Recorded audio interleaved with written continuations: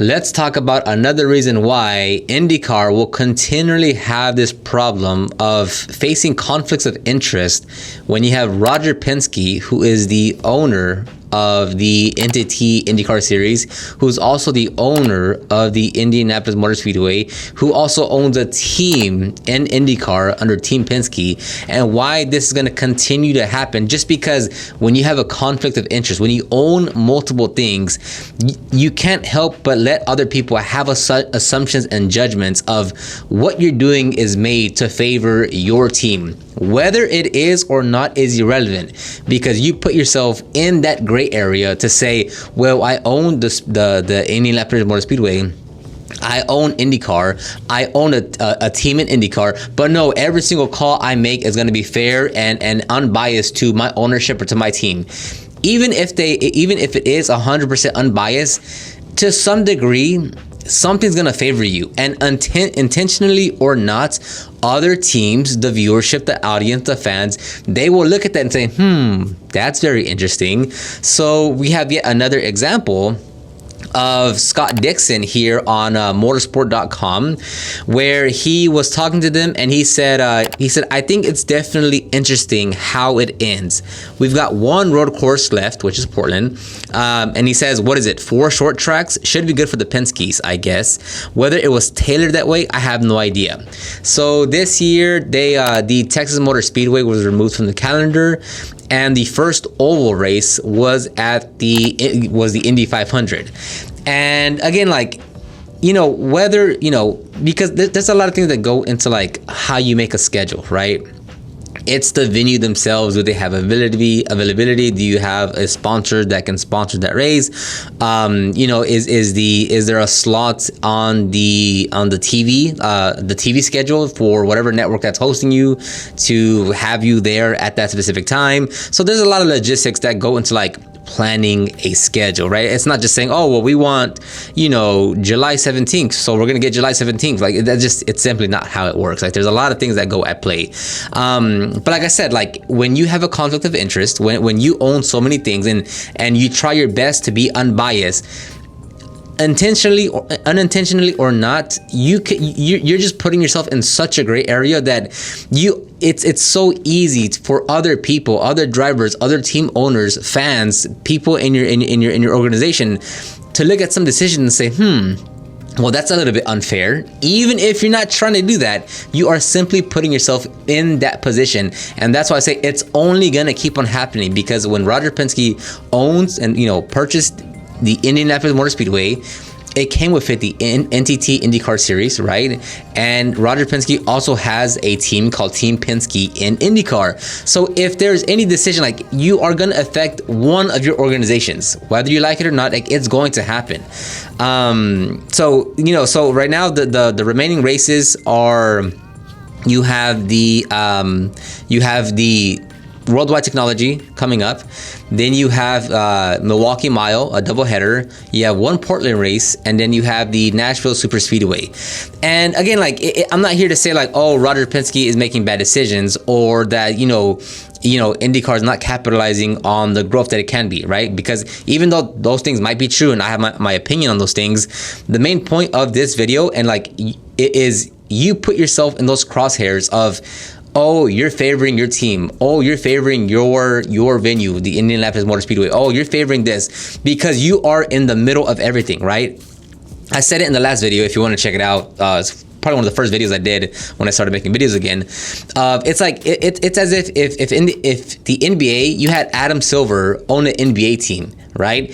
Any decision that he makes, whatever, if he removes a rule, if he implements a new thing, if he implements a 4-point line, if he takes away whatever, if he makes any decision whatsoever, it will be seen as he's favoring his team, even if it's not true in any way. But because he would have an interest in a team, in the organization, that completely just, you can't take him at face value, because he has an interest for his own team in that league. And that's exactly what's happening with IndyCar. Because Roger Penske has a team in there, it does not matter what happens. You are being seen as Oh, but is that there to favor your team? Oh, interesting. So let's just look at another few examples of things that, again, that might have been out of IndyCar and Roger Penske's control, but because you're in that conflict of interest, like you can only allow people to speculate when you're making these decisions. So again, right now, when Scott Dixon talked to Motorsport, again, it just, hey, just from how he's not making any allegations, he's not claiming anything, but like, hey, the last 4 to 5 races are on ovals. Team Penske has won all the ovals so far. They're very strong on the ovals.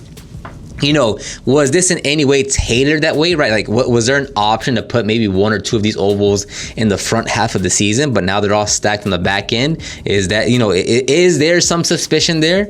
And not only that, but if you look at many other articles, you'll see that a lot of the IndyCar team, like team owners and such like that, they're not, you know, they're not the most happiest with Penske and how he's running things. And again, because he's running the NTT IndyCar series, right? And maybe he's not running because he has the CEO that runs it, right? I forget his name, but he has a CEO that runs it. But nonetheless, like, again, it goes back to, like, if you put yourself in that position that you own this and you own that and you own this, you are subject to scrutiny in terms of, like, being very speculative of why is he making those decisions, right? Even if he's not doing it, but he's putting himself in those crosshairs to say, well, that's a little bit unfair.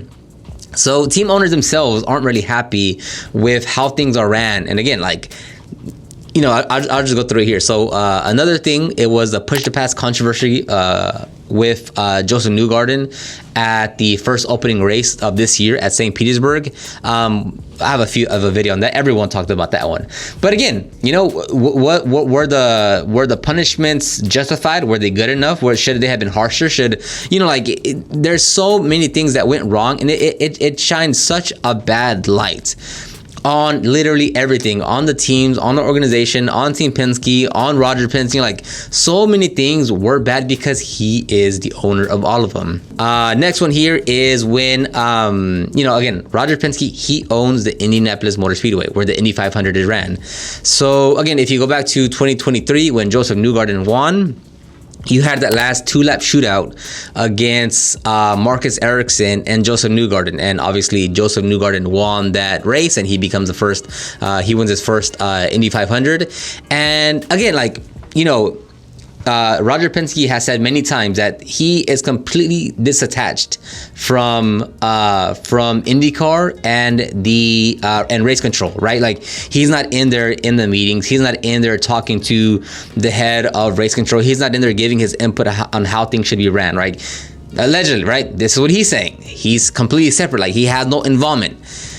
But again, you own the series, right? So even if you literally have not talked to anyone at race control or have not talked to anyone in that realm of whatever, it still leads to speculation, right? So, you know, Joseph Newgarden ends up winning that race, and like, oh, just what a coincidence that that Joseph Newgarden, who runs for Team Penske, who Roger Penske owns, at the Indianapolis Motor Speedway, which Roger Penske owns, at the series that Roger Penske bought, which is the IndyCar series. Oh, just, you know, what a coincidence that Joseph Newgarden won that year, right?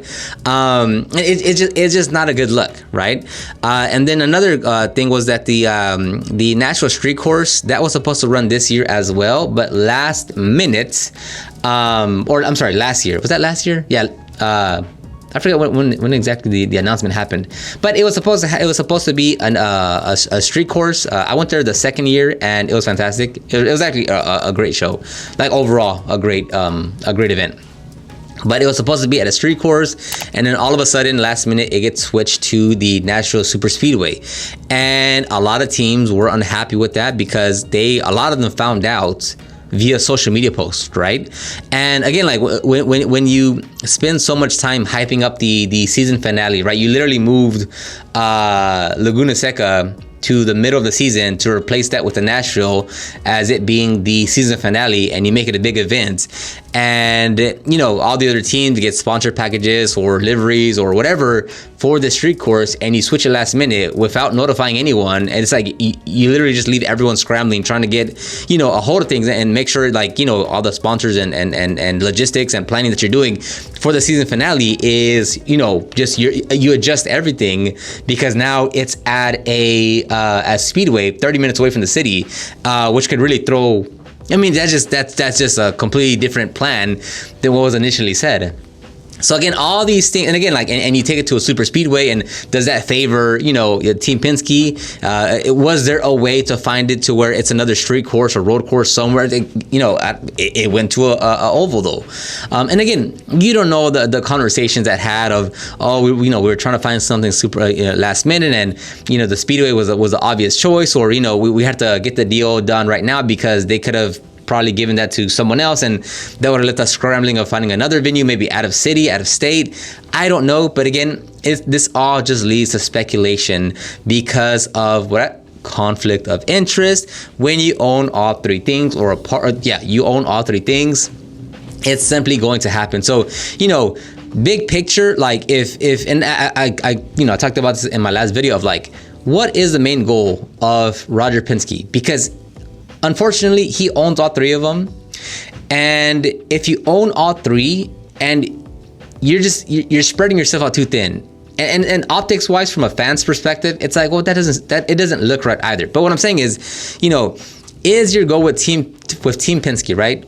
With his three cars, is it to win the most championships? Okay, well, naturally, with that goal in mind, decisions that you make decisions that are not that he makes, but decisions that are made at IndyCar that in any way will favor, to any degree, Team Penske, that's a conflict of interest, which will add to more turmoil, and just have more people scratching their heads there's that's a little sus right there. So in the most ideal way, right? You have to give up one of them, is what I would say. I would say you would sell off your Team Penske. That way you look at, okay, I'm running my Indianapolis Motor Speedway, and I'm running the NTT IndyCar Series, and my goal is to get the IMS to more record sales, more viewership, just make that event even more bigger than what it is. And it's also to grow the series and to get more viewership at every race, and to get more attendance, and to get more sponsors. With that team there, that just throws everything by the wayside, right? So my thing, to see this as a more okay, this is an actual sports organization that's being run as it should be, without ownership owning a team as well. The most obvious one for me would be to sell off, to hand off Team Penske completely.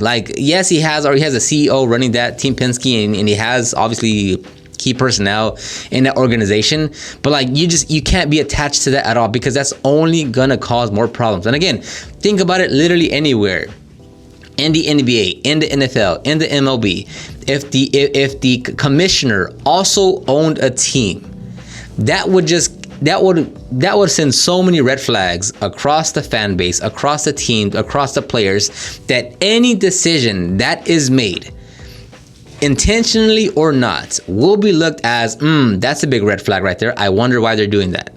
Let me know what you think in the comment section down below. I'd really love to hear your opinion, and I'll talk to you guys on the next one.